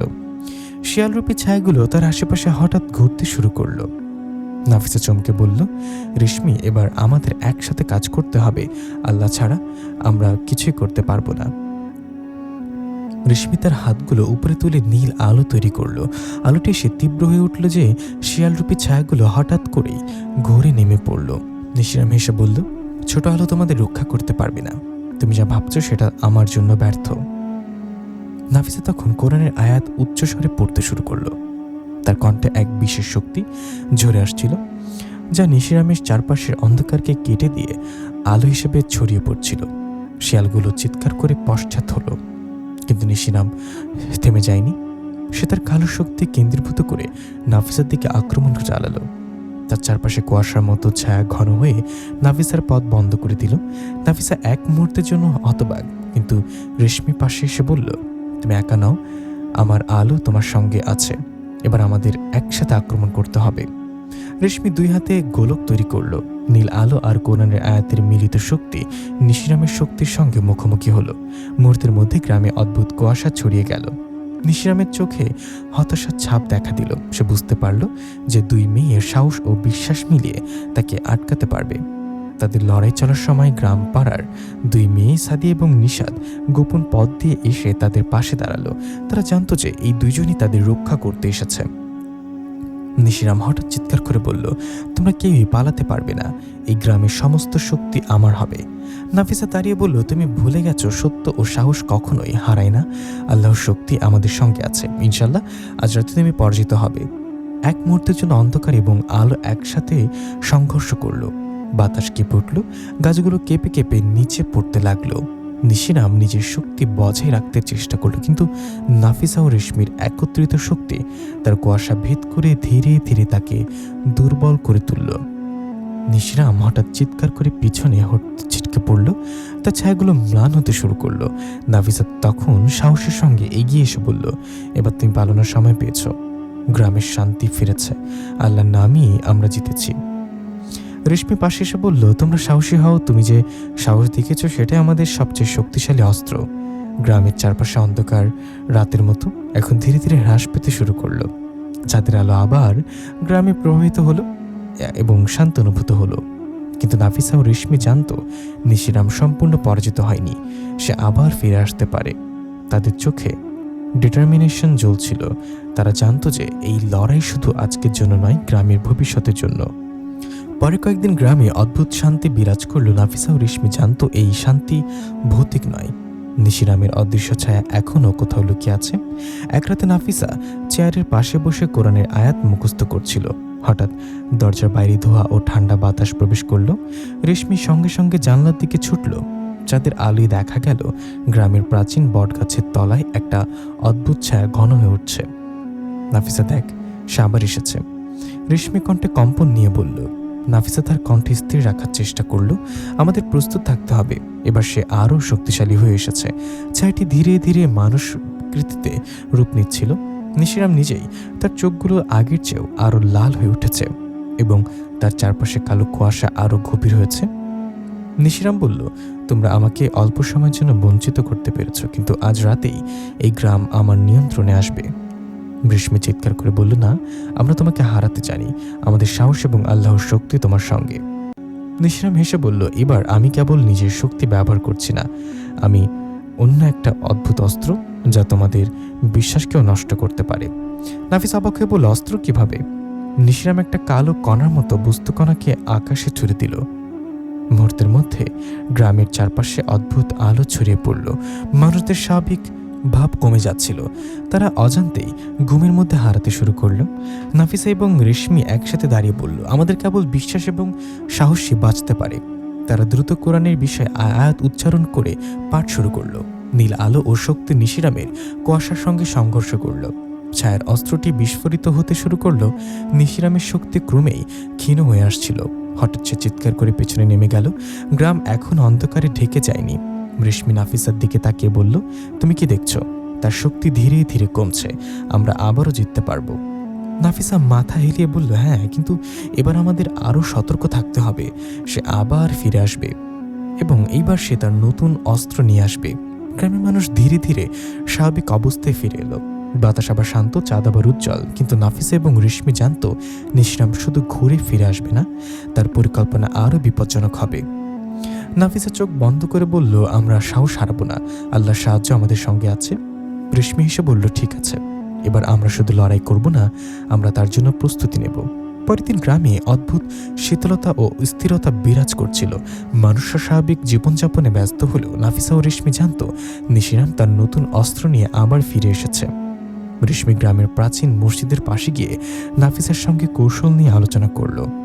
নাফিসা, আমি শুনেছি গ্রামের পুরনো কূপের নিচে কিছু শক্তিশালী অদৃশ্য অস্ত্র লুকানো আছে। যদি নিশিরাম সেটা খুঁজে পায়, পুরো গ্রাম ধ্বংসের মুখে পড়বে। নাফিসা চিন্তায় ভাসল, আমাদের প্রথমে কূপের দিকে নজর রাখতে হবে। যদি সে আগে পৌঁছায়, আমরা আর কিছু করতে পারবো না। রাত নামতে নিশিরামের ছায়া আবার গ্রামে নেমে এলো। তবে এবার সে আরও শক্তিশালী। তার চোখে আগের চেয়েও আরও জলজল রঙের আলো এবং চারপাশে কালো কুয়াশার সঙ্গে লাল অগ্নি ঝলক দেখাচ্ছিল। নিশিরাম চিৎকার করে বলল, এই গ্রাম এবার আমার। যে কেউ আমার পথে দাঁড়াবে, সে কেবল ছায়া হয়ে মিলিয়ে যাবে। নাফিসা ও রেশমি একসাথে মসজিদের ভিতরে গিয়ে কোরআনের বিশেষ আয়াত পড়তে শুরু করলো। প্রতিটি শব্দের সঙ্গে নাফিসার হাত থেকে সাদা আলো নির্গত হতে লাগলো। নিশিরাম কূপের দিকে ছুটে গেল। তার হাত থেকে কালো শক্তির কণা বেরিয়ে কূপের মধ্যে প্রবেশ করল। মুহূর্তের মধ্যে কূপের চারপাশে অদ্ভুত কুয়াশা ঘন হয়ে উঠল। রেশমি চিৎকার করল, নাফিসা, সে কূপে ঢুকেছে। আমরা কেবল আয়াতের শক্তি দিয়ে তাকে আটকাতে পারবো। নাফিসা গভীরভাবে নিঃশ্বাস নিল। তার কণ্ঠে অদ্ভুত স্থিরতা ছড়ালো, আল্লাহর সাহায্য আমাদের সঙ্গে আছে, আমরা ব্যর্থ হব না। আয়াতের শব্দ কূপের চারপাশে প্রতিধ্বনিত হতে লাগলো। কুয়াশা ক্রমেই কমতে লাগলো। নিশিরামের শক্তি ধীরে ধীরে ক্ষীণ হতে শুরু করলো। হঠাৎ সে চিৎকার করে কূপ থেকে বেরিয়ে এলো, কিন্তু এবার তার মুখে একটি নতুন রূপ। অল্প সময়ের জন্য মানুষ আকৃতিতে রূপান্তরিত। তোমরা কেবল আমাকে সাময়িকভাবে থামাতে পেরেছ, নিশিরাম হেসে বলল, কিন্তু আমি ফিরব এবং তখন আমার নতুন অস্ত্র পুরো গ্রামকে ঘিরে ফেলবে। রেশমি গম্ভীর হয়ে বলল, আমরা জানি, তাই আমরা প্রস্তুতি নিচ্ছি। এবার আমরা শুধু লড়াই করব না, আমরা তার ছায়াকে সম্পূর্ণ শেষ করার পরিকল্পনা করেছি। নাফিসা মাথা হিলিয়ে বলল, হ্যাঁ, আমাদের শুধু সাহস নয়, ধৈর্য প্রয়োজন। নিশিরামের আসল অস্ত্রের রহস্য আমরা জানব এবং যখন সেটা প্রকাশ পাবে, তখন আমরা তাকে চিরতরে হারাবো। গ্রামের বাতাস আবার ধীরে ধীরে শান্ত হলো। চাঁদ উঠেছে আকাশে, কিন্তু নাফিসা ও রেশমি জানে এই শান্তি শুধুই সাময়িক। গ্রামের প্রাচীন কূপের অদ্ভুত কুয়াশা উড়ে যাওয়ার পরেও নিশিরামের আতঙ্ক মানুষের মনে ঘুরপাক খাচ্ছিল। নাফিসা ও রেশমি জানতে এটি কেবল প্রারম্ভ, আসল যুদ্ধ এখনো বাকি। রেশমি মসজিদের ভিতরে একটি পুরনো বই খুলল। বইটি বহু প্রজন্ম ধরে গ্রামের আয়াত, দীক্ষা ও রহস্য নিয়ে লেখা। পাতা উল্টিয়ে তারা জানতে পারল কূপের নিচে লুকানো অস্ত্রটি আসলে অদৃশ্য ছায়ার কুঞ্জ। এটি প্রাচীন ইসলামিক জাদু, যেটা নিয়ন্ত্রণ করলে নিশিরাম চিরতরে শক্তিশালী হয়ে যাবে। নাফিসা চোখ বড় বড় করে বলল, এটি যদি সে ব্যবহার করে, পুরো গ্রাম না, সম্ভবত আমাদের দেশও বিপন্ন হবে। রেশমি গভীরভাবে মাথা নাড়ল। আমাদের পরিকল্পনা করতে হবে, আমরা শুধু শক্তি দিয়ে নয়, বুদ্ধি দিয়েও তাকে পরাজিত করব। তাদের পরিকল্পনা ছিল নিশিরাম কূপে প্রবেশ করার সাথে সাথেই তারা একটি আয়াতের শক্তি খেলা চালাবে, যাতে অস্ত্রটি তার নিয়ন্ত্রণে না আসে। নাফিসা কোরআনের বিশেষ সূরা উচ্চারণ করতে শুরু করলো। প্রতিটি শব্দ যেন বাতাসের সঙ্গে মিশে কূপের ভেতরে প্রবেশ করলো। রাত গভীর। নিশিরাম কূপের দিকে এগোতে লাগলো। তার চোখে আগের চেয়েও আরো ভয়ানক আলো এবং তার ছায়ার শক্তি চারপাশে বিস্তার লাভ করলো। তোমরা আমার পথে দাঁড়াতে পারবে না, সে গর্জন করলো। তবে নাফিসা, রেশমি প্রস্তুত। তারা কূপের চারপাশে 4টি ছোট দাওয়াতি আলো জ্বালালো। প্রতিটি আলোতে বিশেষ আয়াত খোদিত।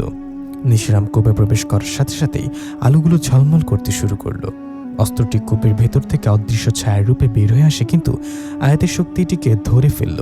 নিশিরাম হেসে বলল, তুমি এটা সাময়িকভাবে থামাতে পারছো, কিন্তু আমি ফিরে আসব। রেশমি দৃঢ়ভাবে বলল, আমরা জানি, কিন্তু এবার আমরা শুধু প্রতিরোধ করব না, আমরা তার ছায়াকে চিরতরে ধ্বংস করার পথ খুঁজব। নাফিসা পাতা উল্টিয়ে দেখল একটি বিশেষ কৌশল, যা শুধুমাত্র গ্রামের সত্যিকারের হালাল ও সাহসী মানুষের মাধ্যমে সম্ভব। তারা জানল এটি তাদের শেষ সুযোগ। চাঁদ আকাশে উজ্জ্বল, গ্রামের মানুষদের ঘুম আসে না। তারা জানে আগামী কয়েক রাতের মধ্যে নিশিরামের আসল যুদ্ধ হবে, কিন্তু নাফিসা ও রেশমির সাহস এই অন্ধকারকে ভেদ করার জন্য প্রস্তুত। রাতের অন্ধকারে কূপের চারপাশে হাওয়া শীতল, গ্রামের মানুষ ঘুমাতে পারেননি। চারপাশে অদ্ভুত কুয়াশা ও ভয়। নাফিসা ও রেশমি গভীর ধ্যানে মগ্ন। আজ নিশিরামের আসল শক্তি প্রকাশিত হবে। নিশিরাম কূপের ভেতর থেকে বের হলো এক অদ্ভুত ছায়ার মতো, যার মধ্যে লুকানো ছিল অদৃশ্য শক্তি। তার চোখ জ্বলে উঠল রক্তিম আলোয়। এবার আমি চূড়ান্ত শক্তি দেখাবো, সে গর্জন করল। নাফিসা হাত ধরল কোরআনের বিশেষ সূরা আল রেশমি। চারপাশে 4টি আয়াতের আলো চালালো। ছায়ার শক্তি কূপের বাইরে ছড়িয়ে পড়ল। নিশিরাম কেবল গ্রামের মানুষদের নয়, পুরো পরিবেশকে আতঙ্কে ভরিয়ে দিতে চেয়েছিল। তবে নাফিসা রেশমির কৌশল ছিল ভিন্ন। তারা জানত সরাসরি লড়াইয়ের থেকে ছায়ার শক্তিকে বিভাজন করাই বুদ্ধিমানের কাজ। নাফিস উচ্চারণ করল এমন আয়াত যা অদৃশ্য শক্তিকে বিভক্ত করতে পারে। প্রথমে কিছুই হলো না। নিশিরাম হেসে বলল, এটা সাময়িক প্রভাব, তুমি থামাতে পারবে না। তবে হঠাৎ কূপের ভেতর অদ্ভুত আলো ঝলমল করতে শুরু করলো। নিশিরামের ছায়া বিভক্ত হয়ে চারিদিকে ছড়িয়ে গেল। প্রতিটি অংশ যেন নিজে অস্ত্র হয়ে উঠল, কিন্তু আয়াতের আলো তার শক্তিকে সীমিত রাখল। রেশমি বলে, এবার আমাদের এগোতে হবে, তার ছায়ার মূল কেন্দ্রকে লক্ষ্য করতে হবে। নাফিসা ও রেশমি কূপের ভেতরে প্রবেশ করল। প্রতিটি পদক্ষেপে অদ্ভুত শব্দ ও হাওয়ার চরম চাপ। নিশিরাম তাদের ঘিরে ধরার চেষ্টা করলো, কিন্তু আয়াতের আলো শক্তিশালী। এক মুহূর্তে তারা দেখতে পেল কূপের গভীরে একটি অন্ধকার কল্পিত দরজা, যা ছিল নিশিরামের শক্তির আসল উৎস। নাফিসা চেঁচিয়ে বলল, আমরা শুধু শক্তিরোধ করব না, আমরা মূলকে ধ্বংস করব। রেশমি হাতের আলো আরও উজ্জ্বল করল। দরজা খুলে গেল এবং তারা মুখোমুখি হলো নিশিরামের সবচেয়ে ভয়ঙ্কর রূপের সঙ্গে, যা এখনও অদৃশ্য ছায়া এবং আলো মিশিয়ে তৈরি। গ্রামের আকাশে চাঁদের আলো ফিকে হয়ে গেছে। গ্রামের মানুষরা জানে আজকের রাতের লড়াই তাদের জীবনের ভাগ্য নির্ধারণ করবে। কূপের অন্ধকারে নিশিরামের ছায়া আরও বিশাল হয়ে উঠল। তার রক্তিম চোখে জ্বলছিল অদ্ভুত আগুন। এবার তোমাদের সময় শেষ, সে গর্জন করল। নাফিসা গভীর ধ্যানের মধ্যে দাঁড়িয়ে আয়াত উচ্চারণ করল। তারা কণ্ঠের শব্দ বাতাসের মতো কূপের চারপাশে ছড়িয়ে পড়ল। রেশমির চারপাশে 4টি আলো জ্বালালো। প্রতিটি আলো যেন নিশিরামের শক্তিকে বাধা দিতে তৈরি। নিশিরামের শক্তি আছড়ে পড়ল, কিন্তু আয়াতের আলো তার শক্তিকে বিভক্ত করল। ছায়ার কিছু অংশ কূপের দেয়ালে আটকে গেল। এটা সম্ভব নয়। নিশিরাম রাগে চেঁচালো। নাফিসা বলল, প্রতিটি ছায়ার অংশকে আলাদা করলে তুমি আর পুরোপুরি শক্তিশালী থাকতে পারবে না। রেশমি দরজার দিকে এগোলো। দরজা খুলে নিরাময় শক্তি আসল উৎস দেখা গেল। একটি অন্ধকার স্ফটিক, যা তার জীবনের সব শক্তি ধারণ করেছিল। নাফিসা বলল, আমরা মূলকে ধ্বংস করব। একবার এটি শেষ হলে গ্রাম এবং তুমি সবিশেষ। নিশিরাম এবং চুম্বকীয় শক্তি ছুড়ল, যা আয়াতের আলোকে নষ্ট করার চেষ্টা করলো, কিন্তু নাফিসা রেশমির মনোবল দৃঢ়। তারা একত্রে শক্তি স্ফটিকের দিকে আঘাত করল।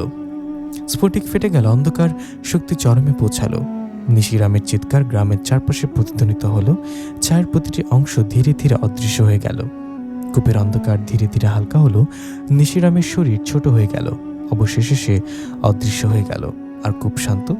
নাফিসা ও রেশমি কেবল একে অপরের দিকে তাকালো।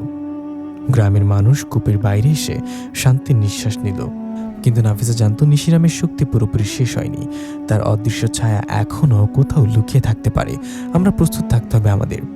নাফিসা রেশমিকে বলল। রেশমি হালকা হাসি দিল। আমরা একসাথে থাকলে কোনো ছায়া আমাদের ভয় দেখাতে পারবে না। গ্রামের আকাশে সূর্য উঠতে শুরু করলো। আজকের রাত গ্রামের জন্য ভয়ঙ্কর, কিন্তু বিজয়ী রাত হিসেবে ইতিহাসে লিখে যাবে। সূর্য কুয়াশার মধ্যে দিয়ে উঠছিল।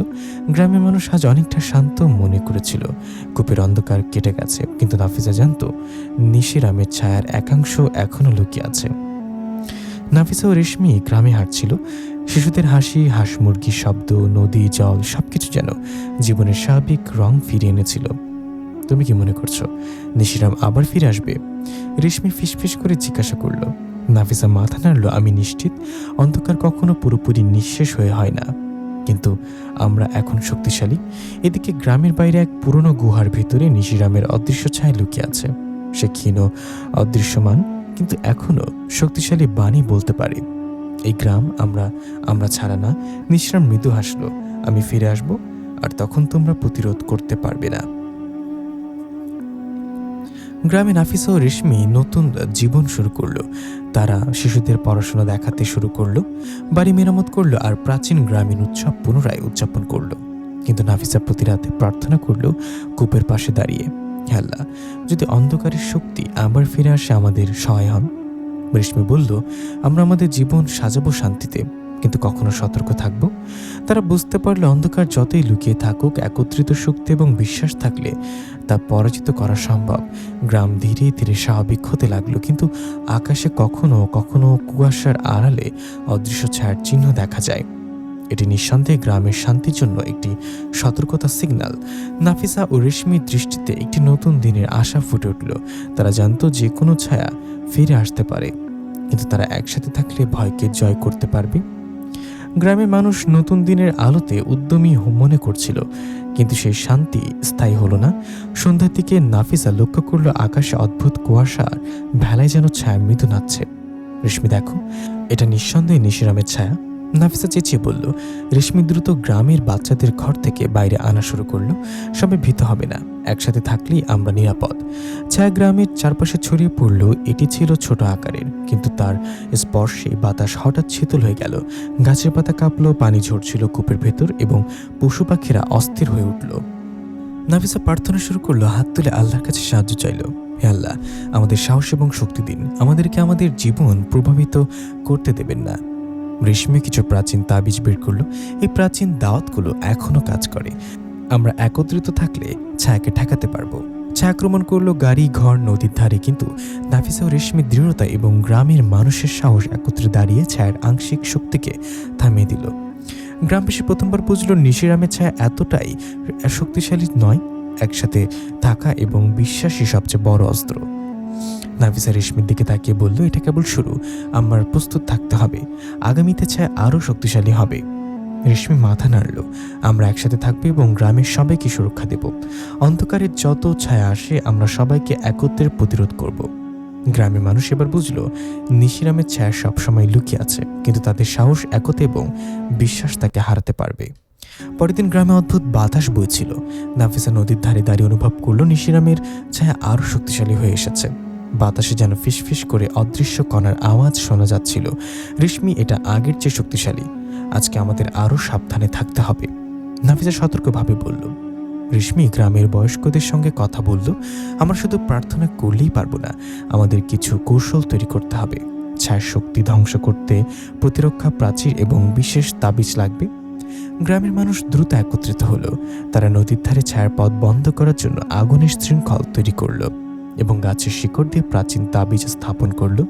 সন্ধ্যার দিকে ছায়া আবার গ্রামে প্রবেশ করলো। এবার এটি আগের চেয়ে অনেক বড় এবং ভয়ঙ্কর, কিন্তু নাফিসা ও রেশমি একসাথে দাঁড়িয়ে প্রার্থনা শুরু করলো। গ্রামের মানুষও হাত ধরে নাফিসার পাশে দাঁড়ালো। আল্লাহ আমাদের রক্ষা করুন, অন্ধকারকে পরাজিত করুন, তারা একসাথে বলল। ছায়ার শক্তি প্রাচীর ও তাবিজের সাথে সংঘর্ষে পড়ে এবং ধীরে ধীরে অবসান ঘটতে লাগলো। ছায়ার অদৃশ্য কণাগুলো বাতাসে মিলিয়ে গেল। নাফিসা রেশমির দিকে তাকিয়ে বলল, আমরা সাময়িকভাবে ছায়াকে আটকিয়েছি, কিন্তু আমাদের আরও প্রস্তুতি দরকার, এটি শেষ নয়। রেশমি মাথা নাড়ল। হ্যাঁ নাফিসা, আমাদের গ্রামের মানুষকে আরও শক্তিশালী করতে হবে। একতা এবং বিশ্বাস আমাদের সবচেয়ে বড় অস্ত্র। গ্রামের মানুষ প্রথমবার দেখল একসাথে থাকলে এবং বুদ্ধি ও প্রার্থনার মিশ্রণে তারা অন্ধকারকে প্রতিরোধ করতে পারে। পরদিন সকালে নাফিসা এবং রেশমি নদীর ধারে বসে পরিকল্পনা করছিল। ছায়ার আগের আক্রমণ গ্রামে আতঙ্ক ফেলে গেছে, তবে তারা জানে শুধু প্রতিরক্ষা যথেষ্ট নয়, সমস্যার মূল ঠিকানা খুঁজে বের করতে হবে। রেশমি, তুমি মনে করো নিশিরামের শক্তি কোথা থেকে আসে? নাফিসা ভাবছে বলে জিজ্ঞাসা করলো। রেশমি চোখ ঘুরে বলল, আমার ধারণা এটি কোনো গোপন স্থান বা প্রাচীন ধ্বংসস্তূপ থেকে শক্তি নিচ্ছে। গ্রামের কাছাকাছি এমন কিছু জায়গা আছে যা আমরা এই পর্যন্ত দেখিনি। নাফিসা মাথা নাড়ল। ঠিক আছে, আজ রাতে আমরা গোপনভাবে সেই স্থানে খোঁজ করব, তবে খুব সাবধান হতে হবে। এই ছায়া আমাদের চোখে দেখা যাচ্ছে না, কিন্তু আমাদের দৃষ্টি ধ্বংস করতে পারে। রাতের অন্ধকার নেমে এলো, নদীর ধারে হালকা বাতাস বইছিল আর তারা গোপন স্থানের দিকে এগোতে শুরু করলো। চারপাশে কোনো শব্দই ছিল না, কিন্তু হঠাৎ পাতার ফিসফিস ধ্বনি তাদের কানে পড়ল। রেশমি চুপচাপ নাফিসার দিকে ইশারা করলো। তারা ধীরে ধীরে এগোলো এবং দেখা গেল একটি প্রাচীর মন্দিরের ধ্বংসস্তূপ নদীর পাড়ের কাছে লুকানো। মন্দিরের দেয়াল আর গর্তগুলোতে অদ্ভুত চিহ্ন আঁকা।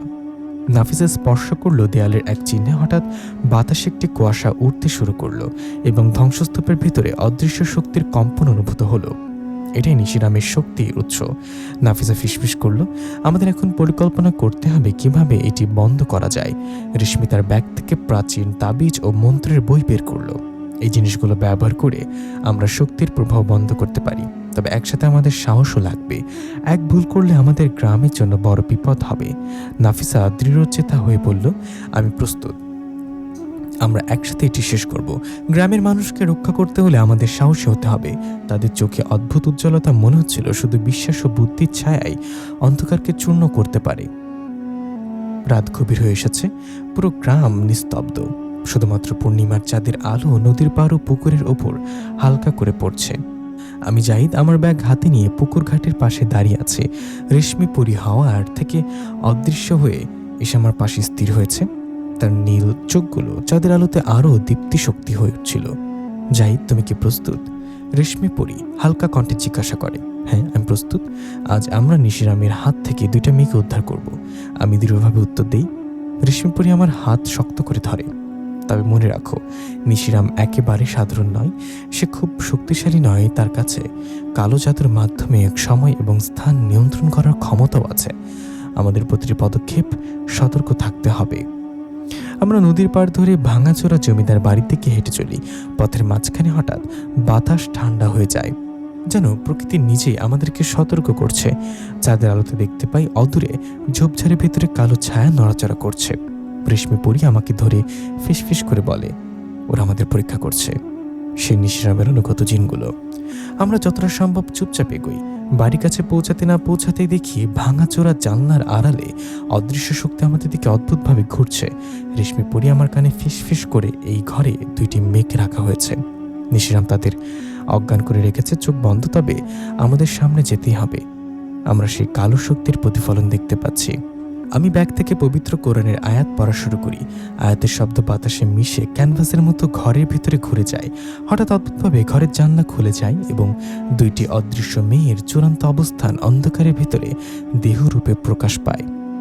রেশমি পরি তাদের দিকে এগিয়ে যায়, তবে হঠাৎ শিয়ালের গরম বাতাস আমাদের দিকে আক্রমণ করতে আসে। তাদের চোখগুলো আগুন ঝলমল করছে। আমি কোরআনের আয়াত উচ্চ স্বরে পড়তে থাকি। আয়াতের শক্তিতে শিয়ালগুলো কিছুটা পিছিয়ে যায়। রেশমি পরির সঙ্গে সঙ্গে তাদের আটকে ধরার চেষ্টা করে। তার অদৃশ্য শক্তি শিয়ালদের কিছুটা স্তব্ধ করে। যাই, তুমি এখন প্রস্তুত হও। নিশিরাম আমাদের পরীক্ষার শেষ পর্যায়ে শুরু করবে। রেশমি পরি কণ্ঠস্বর কমিয়ে বলে। হঠাৎ নিশিরামের রাগী হাসি বাড়ির ভেতর থেকে আমাদের দিকে আসে। তার লাল লুঙ্গি ও সাদা গামছা চাঁদের আলোয় ভয়ঙ্কর মনে হচ্ছে। তোমরা আশা করছো 2টি মেয়েকে উদ্ধার করতে পারবে? খুব ভয়ঙ্কর ভুল করেছ। নিশিরামের কণ্ঠ বাতাসে প্রতিধ্বনি করে। আমরা একে অপরের দিকে তাকাই। রেশমি পরি আমার হাত আরো শক্ত করে ধরে। জাহিদ, আয়াতের শক্তি দিয়ে তুমি আমাদেরকে রক্ষা করো। তারপরই 2টি মেয়েকে নিরাপদে বের করা সম্ভব। মনে রাখো, নিশিরামের সাথে সরাসরি লড়াই না করে আয়াত ও ধৈর্য আমাদের সবচেয়ে বড় অস্ত্র। রাতটি যেন আরো গভীর হয়ে যায়। আমরা ভাঙাচোরা জমিদার বাড়ির ভেতরে প্রবেশ করি। হঠাৎ নিশিরামের জাদুর প্রভাবে আমরা শরীরে কিছু স্থির হয়ে যায়, কিন্তু আমি মনে করি আয়াতের শক্তি দিয়ে আমি নিজের নিয়ন্ত্রণ ফিরে আনতে পারবো। রেশমি পরির পাশে এসে বলে, এটাই আমাদের একমাত্র সুযোগ। চাই 2টি মেয়েকে বাঁচাতে হলে আমাদের একসাথে লড়াই করতে হবে। চলছে অদৃশ্য শক্তির সঙ্গে প্রথম মুখোমুখি লড়াই। শিয়ালগুলো রেশমি পরির দিকে ঝাঁপিয়ে পড়ছে। নিশিরামের কালো জাদু ঘরের প্রতিটি কোণে ছড়িয়ে পড়ছে। আমার কণ্ঠতে উচ্চস্বরে আয়াত বের হচ্ছে। আয়াতের শব্দ বাতাসকে কেটে যায় এবং শিয়ালগুলো ধীরে ধীরে পিছিয়ে যায়। রেশমি পরি দুই মেয়েকে ধরে আমাদের দিকে এগিয়ে আসে। আমরা একে অপরের হাতে হাত ধরে ঘরের মধ্য দিয়ে অগ্রসর হই। নিশিরামের কণ্ঠ গর্জন করছে, তোমরা আমাকে হারাতে পারবে না। আমাদের চোখে অদৃশ্য শক্তির যুদ্ধ চলছে, কিন্তু আয়াতের শক্তি এবং রেশমি পরির সাহায্যে আমরা ধীরে ধীরে দুই মেয়েকে উদ্ধার করতে পেরেছি। রাতের অন্ধকারে এবং প্রথম ঝলক দেখায় যে সত্যিকারের লড়াই শুরু হয়েছে। নিশিরামের সাথে আমাদের একমাত্র লক্ষ্য দুইটি মেয়েকে নিরাপদে মুক্ত করা। রাতের অন্ধকার আরও ঘন হয়ে আসছে। পুকুরের পাশে দাঁড়িয়ে আমরা জাহিদ ও রেশমি পরি দুইটি মেয়েকে সঙ্গে নিয়ে নিশিরামের ভাঙাচোরা জমিদার বাড়ির ভেতরের দিকে এগোই। বাতাসের প্রতিটি কণায় যেন অদৃশ্য শক্তির স্পর্শ। শিয়ালের চোখ লাল, বোঝাপড়ায় ছায়ার যেন জীবন নিয়ে নেমে এসেছে। জাহিদ, সাবধান হও, নিশিরাম আজ আমাদের ধ্বংস করার জন্য তার সমস্ত কালো শক্তি ব্যবহার করবে। রেশমি পরি ফিসফিস করে বলে। আমি ব্যাগ থেকে কোরআনের আয়াত বের করি। শব্দ বাতাসে মিশে একটি শক্তির ঢেউ তৈরি করে। শিয়ালগুলো আয়াতের শব্দে কিছুটা কেঁপে ওঠে, কিন্তু নিশিরামের জাদু এত শক্তিশালী যে তার কালো শক্তি চারপাশে ঘূর্ণায়মান। হঠাৎ জমিদার বাড়ির আদুরে আমরা দেখি মেঝেতে অদ্ভুত অন্ধকার রেখা তৈরি হয়েছে। এটা নিশিরামের ফাঁদ। রেশমি পরি কণ্ঠ কমিয়ে বলে, যদি আমরা ভুল করে ওই রেখার মধ্যে পা রাখি, আমাদের সময় এবং স্থান নিজেই বিভক্ত হয়ে যাবে। তখন আমাদের উদ্ধার করা হবে না, বরং আমরা হারিয়ে যাব। আমরা দুই পায়ে সতর্কভাবে অগ্রসর হই। বাতাসে হঠাৎ চুপচাপ কণ্ঠ শুনি, যেন কেউ আমাদের পেছন থেকে ডেকে আনছে। রেশমি পরির চোখের পলকে দুই মেয়েকে আরও কাছাকাছি টেনে নেয়। এটা নিশিরামের কৌশল। সে আমাদের বিভ্রান্ত করার চেষ্টা করছে। আমি আয়াতের শব্দ আরও উচ্চ করি। শব্দের ঢেউ ফাঁদের রেখার দিকে ছড়ায়। অদ্ভুতভাবে রেখার অন্ধকার কিছুটা ক্ষীণ হয়ে যায়। আমরা এই সুযোগ নিয়ে ধীরে ধীরে এগোই। একই সময় নিশিরামের কালো রূপ আমাদের সামনে দেখা দেয়। লাল চোখে জল জল করে সে হেসে বললে, তুমি ভাবছো আয়াত দিয়ে আমাকে থামাতে পারবে? এত সহজ নয়। রেশমি পরি আমার কাঁধে হাত রাখে। যাই, শুধু আয়াত নয়, আমাদের একসাথে লড়তে হবে। এবার তার শক্তি নিঃশেষ করতে হবে। আমরা দুই মেয়েকে ধরে রাখি এবং আয়াতের ঢেউকে কেন্দ্র করে নিশিরামের দিকে এগিয়ে যাই। নিশিরামের হাতে অদ্ভুত অন্ধকার লড়াই তৈরি হয়। ঘরের চারপাশের দেয়াল যেন জীবিত হয়ে ওঠে। জাদুর শক্তি বাতাসে ভেসে বেড়ায়। হঠাৎ শিয়ালের ঝাঁক ঝোপঝোপড় থেকে বেরিয়ে আসে। রেশমি পরি তার অদৃশ্য শক্তি ব্যবহার করে শিয়ালদের আটকে দেয়, কিন্তু নিশিরামের উপস্থিতি শিয়ালদেরও শক্তি দ্বিগুণ করে। আমি দ্রুত আয়াত পড়ি। শব্দ বাতাসের প্রতিটি কণায় প্রবেশ করে। শিয়ালগুলো ধীরে ধীরে পিছু হটে। রেশমি পরি দুই মেয়েকে ঘিরে শক্ত হয়ে দাঁড়ায়। আমরা এখন শুধু সাময়িকভাবে নিরাপদ। নিশিরামের আসল ফাঁদ এখনও সামনে। সে কণ্ঠ কমিয়ে বলে। নিশিরাম হঠাৎ অদৃশ্য হয়ে যায়। তার হাহাকার বাতাসে ঘুরে বেড়ায়। তুমি শুধু ফাঁদ এড়িয়েছ, কিন্তু মূল যুদ্ধ এখনো বাকি। তার কণ্ঠ দূরে ধ্বনি দেয়। রাতে চাঁদ আমাদের দিকে হালকা করে নেমে আসে। আমরা দুই মেয়েকে ধরে ধীরে ধীরে ঘরের বাইরে বের হতে চেষ্টা করি। নিশিরামের অদৃশ্য জালের মধ্য দিয়ে বের হওয়া সহজ নয়, তবে আয়াতের শক্তি এবং রেশমি পরির সাহায্যে আমরা ধাপে ধাপে অগ্রসর হই। আমরা জানি নিশিরামের আসল লড়াই এখনো বাকি। আগামীকাল আরও ভয়ঙ্কর, আরও বিপজ্জনক। কিন্তু দুই মেয়ের চোখে নিরাপত্তার ঝিলিক দেখে মনে হয় আমাদের চেষ্টা সম্পূর্ণ ব্যর্থ হবে না। আমরা জাহিদ, রেশমি এবং পরি দুইটা মেয়ে জমিদার বাড়ির ভাঙাচোরা প্রাঙ্গণে এসে দাঁড়াই। নিশিরামের অদৃশ্য জাল চারপাশে ছড়িয়ে আছে। যে কোনো ভুল পদক্ষেপ আমরা চিরকাল হারিয়ে যেতে পারি। এবার নিশিরামের আসল শক্তির মুখোমুখি হতে হবে। রেশমি পরি ফিসফিস করে বলে, তার চোখে দৃঢ়তার আলো। আমি কোরআনের আয়াত উচ্চ করি। শব্দ বাতাসে ঢেউ হয়ে ছড়িয়ে যায়। জমিদার বাড়ির দেয়ালগুলো যেন জীবিত হয়ে ওঠে। অদ্ভুত ছায়া নেমে আসে। হঠাৎ নিশিরামের কালো রূপ ধীরে ধীরে দেখা দেয়। লাল চোখ, বিশাল ছায়া, আর চারপাশের ঘূর্ণায়মান অন্ধকার শক্তি। তুমি আমার ফাঁদ এড়িয়ে এসেছ। নিশিরাম হেসে বলে, কিন্তু এবার শেষ। তুমি আর পিছু হটতে পারবে না। রেশমি পরি দুই মেয়েকে কাছে টেনে নেয়। আমরা একসাথে আছি। আয়াত আর আমাদের একতার শক্তি দিয়ে তাকে ধ্বংস করতে হবে। নিশিরাম হঠাৎ চারপাশের অদৃশ্য ফাঁদ তৈরি করে। প্রাঙ্গণ যেন বিভক্ত হয়ে যায়। সময়স্থান নিজেই বিকৃত হচ্ছে। আমরা ধাপে ধাপে এগোই। আয়াতের শক্তি দিয়ে অন্ধকার জালের ভেতর দাপট দেখাই। হঠাৎ নিশিরামের একটি চেহারা আলোর মধ্যে প্রকাশ পায়।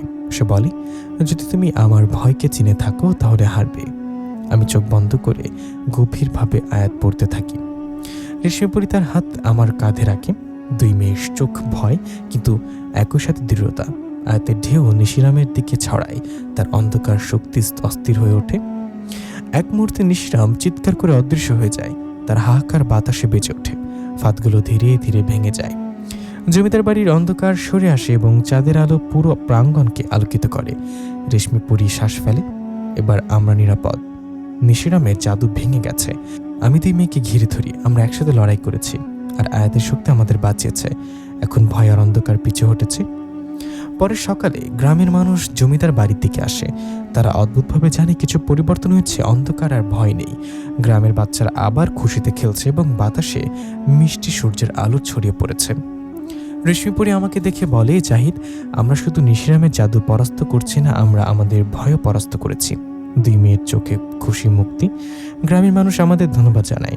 জমিদার বাড়ি, যা একসময় ভয়, অন্ধকার এবং জাদুর গৃহ ছিল, এখন শান্তি ও আলোয় ভরে গেছে। আমি মনে করি এই লড়াই আমাদের কেবল শারীরিকভাবে নয়, মানসিক ও আত্মিকভাবে শক্তিশালী করেছে। নিশিরামের মতো অন্ধকার শক্তি যতই শক্তিশালী হোক, সত্য এবং বিশ্বাসের শক্তি সবসময় বিজয়ী। রেশমিপুরি আকাশের দিকে তাকিয়ে হাসে। এবার আমরা সত্যিকারের শান্তি ফিরে এনেছি।